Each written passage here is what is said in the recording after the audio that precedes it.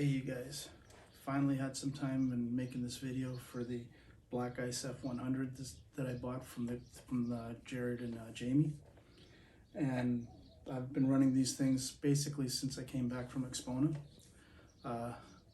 We didn't get a chance to use them at Michael Johnson's event, which I already apologized to the boys for. I will be doing like a tribute to Jim Fosgate type of event with the Black Ice F100s and the Fusion F360 that the boys lent me. So I bought these preamps on loan.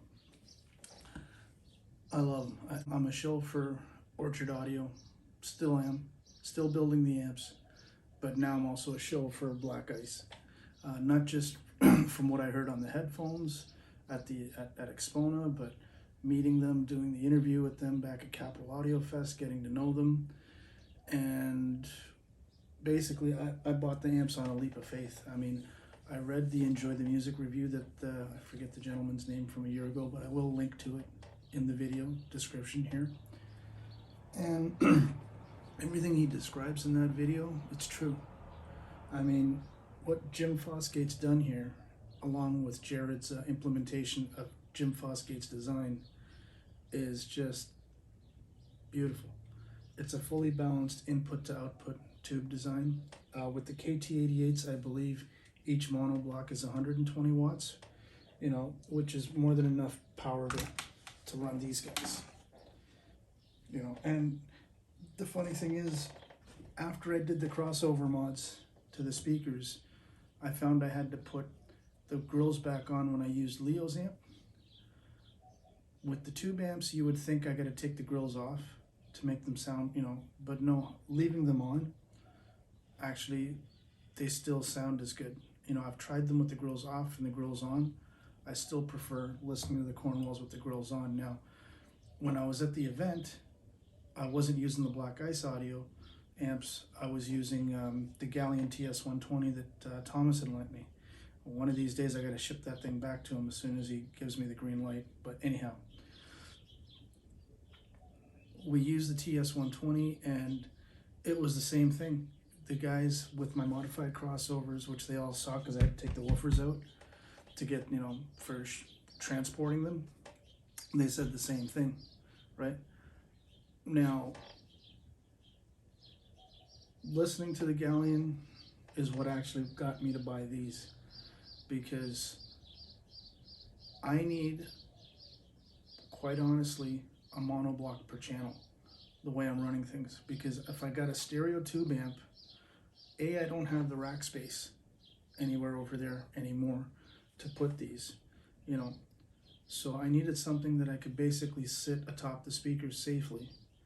And if I had a stereo tube amp, different issue. Now I've got to run XLR cables, all that crazy crap. So anyhow, when I saw these on the website and the $7,800 price tag, I immediately went to my nearest financing thing and just put down the money, and they'll be paid off in a year, right? So paid list for them, right? In addition to the KT88s, friends are friends, but they got to make their money too, right? So I went with these. I could have gone with a pair of used Macintoshes. I could have gone with a pair of used Prima Lunas, monoblocks and all that, but I don't like point to point. And Macintosh, God bless them, we have an old hot rod saying, Chrome don't get you home. And yeah, I've got the windows open today, so if you hear some traffic noise, whatever. But getting these things, not only were they a delight to listen to, right? I can buy amp them if I wanted to, but I don't have to. I've got enough juice here to power these guys. I got plenty of bass. Mid-range, is even better than it ever was before.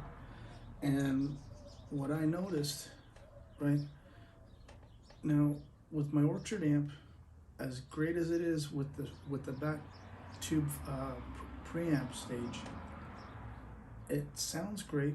It doesn't have that Class D harshness that everybody seems to still think Class D has, but I think those days are gone. But for some reason, I wasn't getting as much of a focused center image, phantom center, right? With these two monoblocks, it's razor sharp in the middle. When I listen to vocals, especially like 1960s recordings or early 70s recordings where the vocals are literally recorded in mono, it sounds like they're coming out of the Heresy 4, even though the Heresy 4 is turned off. And I didn't really get that when I had the Galleon TS120 running everything. The Galleon TS120 was kind of like a tube version sound of what Leo's amp does. You know, in all honesty, it's a great sounding amp and all that stuff, but I just needed something that would take things further, and I could set it up very easily within my system. And number two, I hate integrated amplifiers. I always have. For 30 plus years, I've been running, back in my good old days, the Adcom GFP 345, which, by the way, stands for Great Fucking Preamplifier. I learned that recently. And the GFA 545 Series 2, which was Nelson Pass design, right?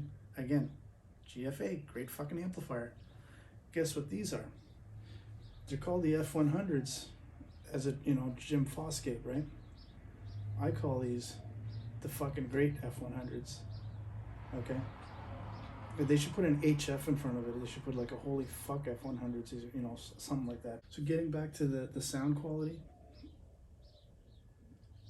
biggest mistake I've made since I got back into this 2-channel thing, and I know I've admitted this before on the channel, was selling the Gelita 3502P with the recommended by both Jared and Mike Allen I had KT 150s in it, and great sounding amp with the bat preamp. Now I had to go back to my my Gelita versus Orchard Audio review that I did about 2 years ago when Leo sent us the prototype. And yeah, Leo's amp has a lot of tubey characteristics to it. There's no argument that that's why Pass owners have converted to Leo's amps. PS Audio owners like myself have converted over to Leo's amps. Most recently, John Curl JC1 owner. You know, so that's all great. And a lot of these guys, God bless them, they're either in their late 60s and their early 70s. Nobody wants to haul around a 40-pound fucking amplifier. The Galleon clocks in at 65 pounds. I had to use my wife and I to move it from here to wherever we had to move it to in the house, right? And I'm still using it to power my center channel. These things are only 40 pounds, right? And they're very balanced, not just in electronically, but even in their weight distribution, right? So you don't have that holy shit moment where, oh fuck, I just grabbed them by the transformers, I'm about to drop this fuck. No, it's perfect.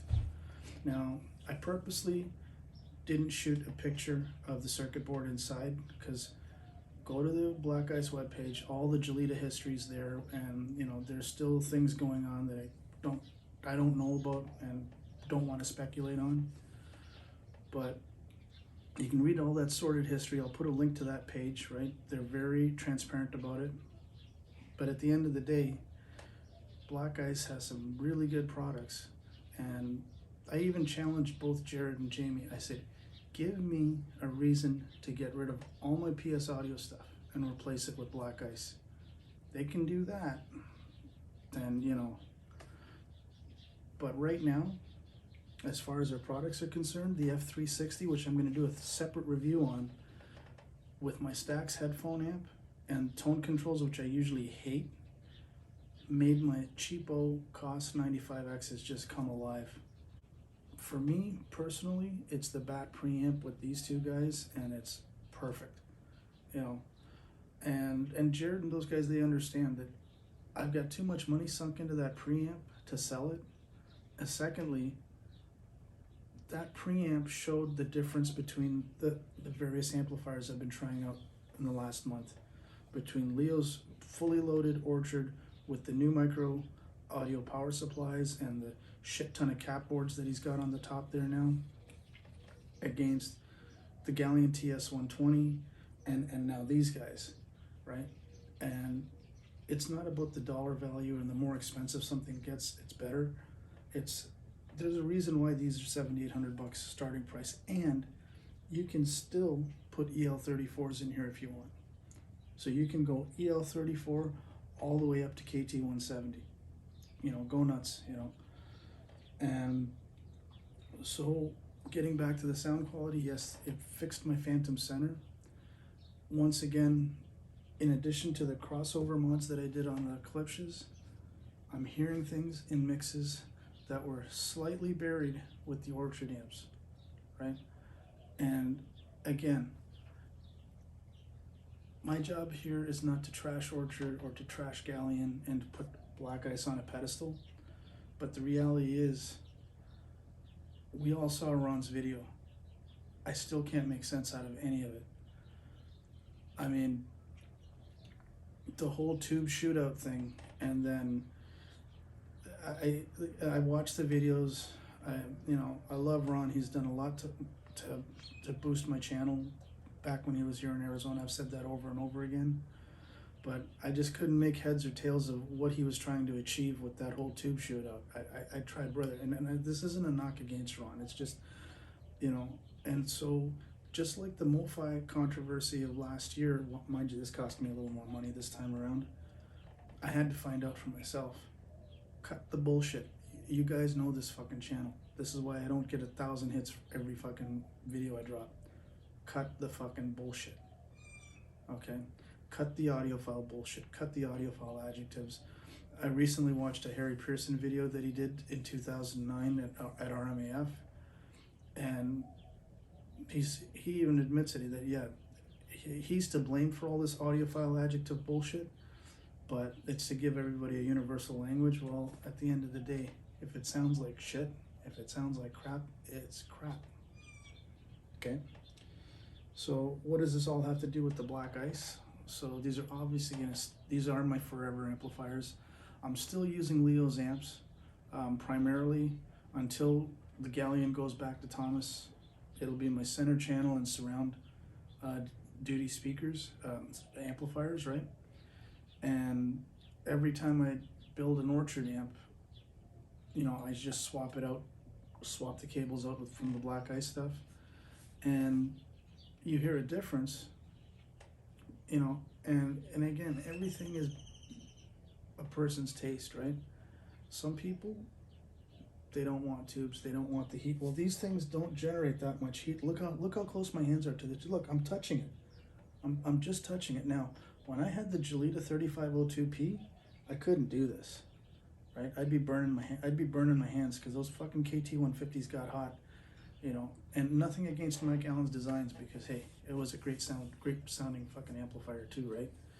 But what Jim Fosgate and Jared came up here, and I'm sure there's a lot of Mike Allen DNA in this guy too. It's basically my video, guys. I mean, this is the only F100 you're gonna see review on YouTube, okay? If you want a more clear and detailed, you know, audiophile worthy review, go to the enjoy the music link that I'm gonna put. If you want the straight out let's cut the bullshit, that's what this review is all about, you know. And support wise, doesn't matter if you buy from PS Audio, from Black Ice, from shit, from when you need to call somebody, oh, and SVS too. You pick up the phone, you get somebody here, either the designer or a customer rep that really knows the products, and you know, you're good to go. So yeah, I'm still a proponent of the whole Buy American thing. You know, again, yes, the printed circuit boards are still fabbed in China, right? But trust me, believe you me, this is all hand assembled in Maryland, right? By people that know what the hell they're doing. Nothing leaves the factory without it being 150% perfect, okay? So these, I still consider these a made in USA product, right? Go to their website. They are going to try to move things back here to the United States as far as the PCB builds are concerned, you know. And that's basically the video, guys. You know, I rambled a little bit, but at the end of the day, my excitement with these things is not going to end. You know, just I got the same feeling that I had about these as I had about Leo's amps 2 years ago, right? that's basically it, guys. Hope you like the video. Like and subscribe. And again, have a good rest of your weekend. Cheers. Bye for now.